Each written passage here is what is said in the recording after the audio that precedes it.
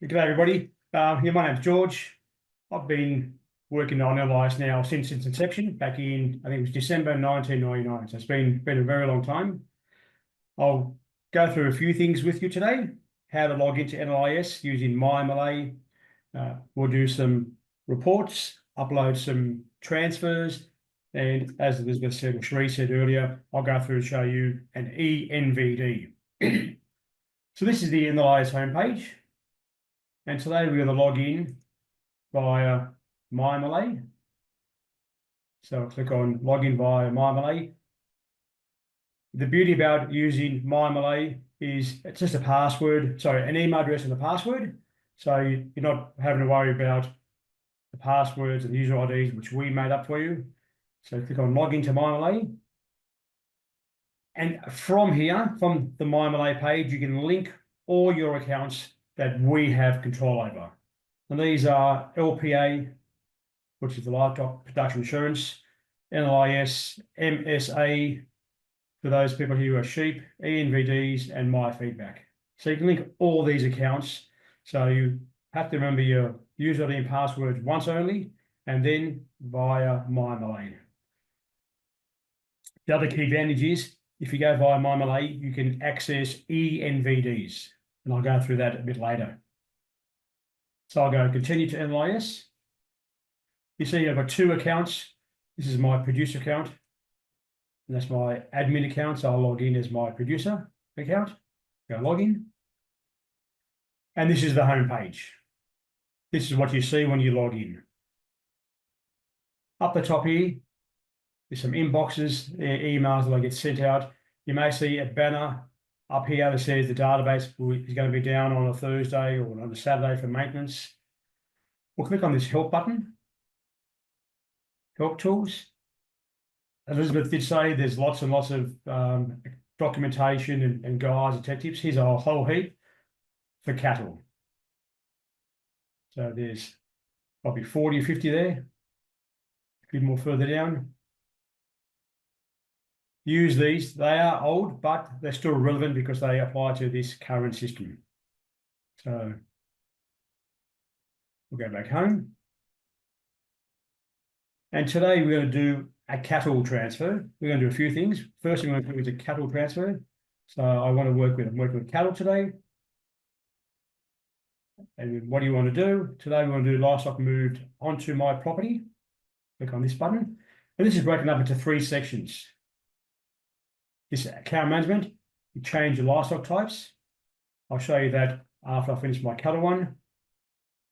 Edit account details, change your email address, phone number, so we can keep in contact with you for events like this, for any changes we're going to make. So keep your details up to date. Notify the database of is the doing part. So that's when you're changing data. By changing data, I mean you're moving animals onto your property or off your property, livestock that have died on your property. So this is setting or changing data. And then there's a whole heap of reports. So this is what we call the doing, and this part here is the viewing. I'll show you some reports after I've done the transfer. But today we're going to go livestock that moved onto my property. We go and do it on screen.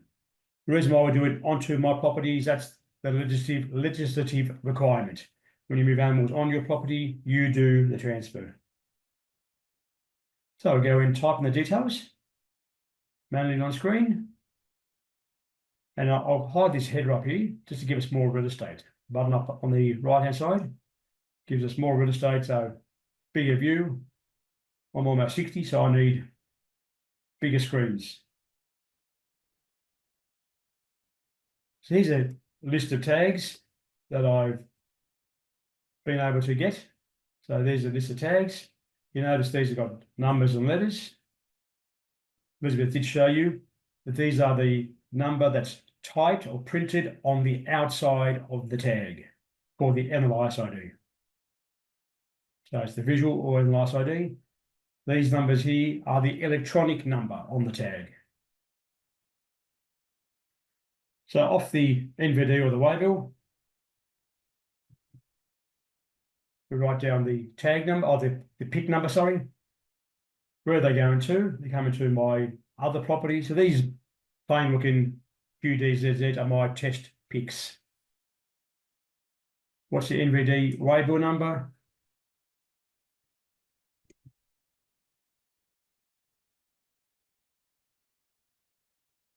Make a number up like that, and we'll use today's date. Hit continue. So these numbers you get, by the way, by either visually reading the tag, if there's only a couple of tags, a couple of animals that come in, or you can use a scanner and scan these numbers. So you continue. Confirmation. This is you're about to record this movement from this property to this property with this waybill for this transfer date, and there's the tags. We hit send. We get an upload of this is like a receipt number. So if you are audited by LPA and you need to get back to the auditor to say, yes, I've done the transfer, or someone's doing the transfer on your behalf, always ask them for this upload ID, and there it is there. So that's the receipt number or upload ID. And now we're going to look at how that file went through. So I'll click on View My Transaction History. And remember, I am going fast, but you can watch this again and probably get a better understanding the second time around. So I'm going to go what I've done today. So this is my account, my producer account, saying what are all the transactions I have done today. This is the file we just did. And it's got an error. So that's the upload ID we just saw. It's saying that I'm doing a transfer. I did it manually on screen. This is when I did it a minute ago. This is Sydney time. And there was an error. So I click on the error and it tells me that this device is already registered to the property. So the very first tag I had on the list was already on QBZZ 2222. So where I was transferring them to. So I was transferring 17 tags. One of them was already transferred. And we do this so you can see what the error shows. So there's the error showing this tag was already on this property. Therefore, we can't transfer it a second time. Didn't go through. Therefore, you get an error message. If you get a warning message, it means the transfer did go through, but there were issues. However, it still went through. So that's the simple process of doing a transfer. We'll close this down. Go back to the home, up here in the top left. We'll run a quick report. I want to look at devices on my property. There we go. And you want to see what has been transferred, last I've transferred onto a property, onto this property, QB, we just did the transfer of those animals. And there's the 16. There were 17 tags, but one of them didn't come across because it was transferred on there already. So very simple to run. Elizabeth did say it's simple when you know which buttons to click. It is very simple and you can't break the system. So play with it. And there's the 16 tags, evidence that you've done the transfer. So if you get hassled by LPA or the NT department, make sure you give them back that upload ID and give them evidence like this. That's a basic report, pretty easy to run. As I say, it is easy when you're used to it. So get used to it, play around with it. Elizabeth did mention, I mentioned already, you can't break the system. So that's doing a cattle transfer. We're going to go do a sheep transfer now. So I want to work with sheep. It's not there. So I click on what do I want to do? I want to change my types of livestock. Here we go. And we're adding sheep. We'll add the whole lot, the sheep individual and goat individual.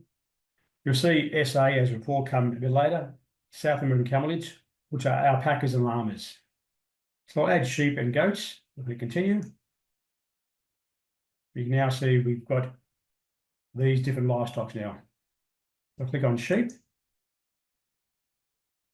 We'll do the same thing again. I want to move livestock onto my property. There we go. Again, we'll do it on screen. It's always simpler doing it on screen. I'll just grab my tag numbers, which I've got from the previous event.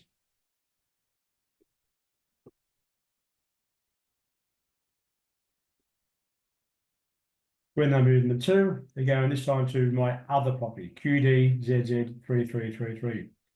Now these have the letters ESW in the middle, and the S means they're sheep tags. The only difference between what I did 5 minutes ago with cattle and the one I'm doing now with sheep is this section number 6. I'll go through that in a minute. So what pick are you moving them from? These are coming from QBZZ222. Asking you to put a waybill number.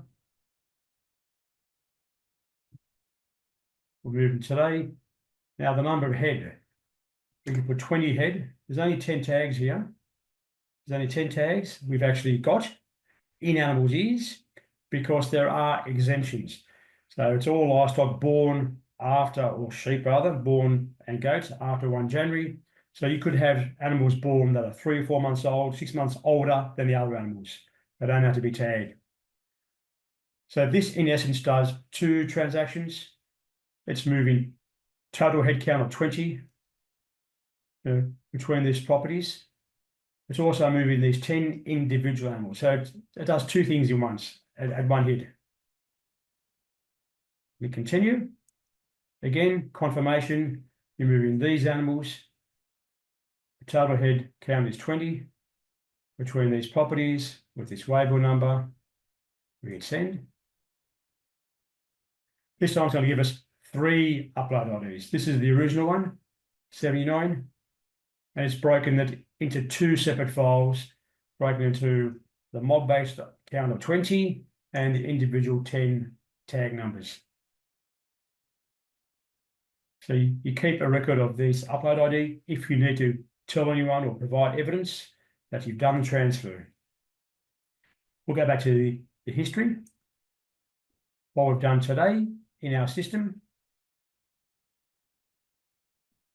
And there's the 3 files. That's the one we just did. That's the one we just uploaded. Was it 79? And then there was 80, was the movement of the 10 individual tag numbers, 10 individual sheep. And then there's the mob-based movement. Again, we've got an error. Tags already there. This one here is saying the tag is not even in the database. You see it's an odd number. So I've just put a bit of changes in there so you can see different types of messages you get. We'll close that. This was that report I ran a few minutes ago, just before I started on this sheet. I ran a report, how many cattle moved on the property. This is just showing that I've done something in my account. So these are all things I've done in my account today. Back home. We can run the same report. Go back to reports. View devices on my property. We'll look at view devices that have transferred onto the property. This time they've moved on this one. And there's and species type is sheep. You can change the species type. Cattle. That's the upload we did 10 minutes ago. So the system's pretty good. It's flexible. It's old and it needs updating. We know that, and we are working on it. So that's the next stage. But use the system. It's pretty simple to use. Now we'll go back home. And the final bit we're going to look at today is the ENVD. So on your home page again, go back to cattle. We'll leave it on sheep. And I want to view my ENVDs, very last thing down the bottom. We go.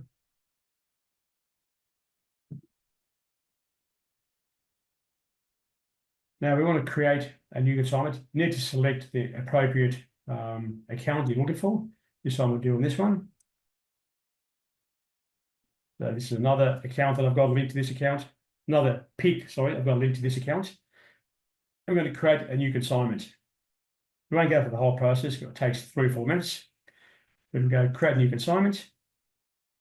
I've created a template previously, so if you're moving animals to the same place all the time, or 2 or 3 places, you can create 2 or 3 what they call templates. So you just need to click on that and use that template from now on. We'll do one from scratch. First question is, where are they going to? And there's a list that I've used previously.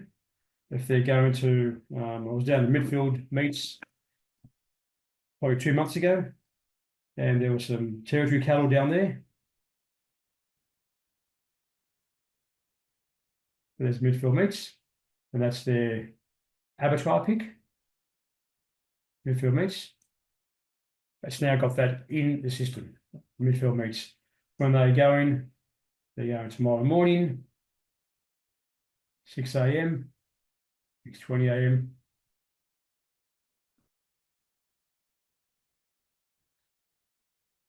The species that I've got access to, we'll keep it on cattle. I'm only sending an NVD, I'm not sending a health declaration with it. And this is using the ENVD. Obviously in the territory, and Renee will go through it, you also need to use a territory waybill. Add the description of the animals. 10 Black Angus steers, 10 Brahman, or whatever you send you down there. We'll just go through it quickly. If you've owned them since birth, this is some of the advantages Elizabeth sort of alluded to. If you say, yes, you've owned them since birth, you don't get an option to say how long you've had them for. The amount of people that tick, and I was at JBS, I was in JBS up at Townsville, and the number of people who say, tick the box, they've been here for 2 to 6 months, and they also tick the box that they were bred on my property. So confusion, they then have to call the producer up and say, which one is it? So ENVD does help, goes a long way. So just keep answering these questions. How long have they been there? Have they been treated? I won't go through too much detail. He's going to run out of time.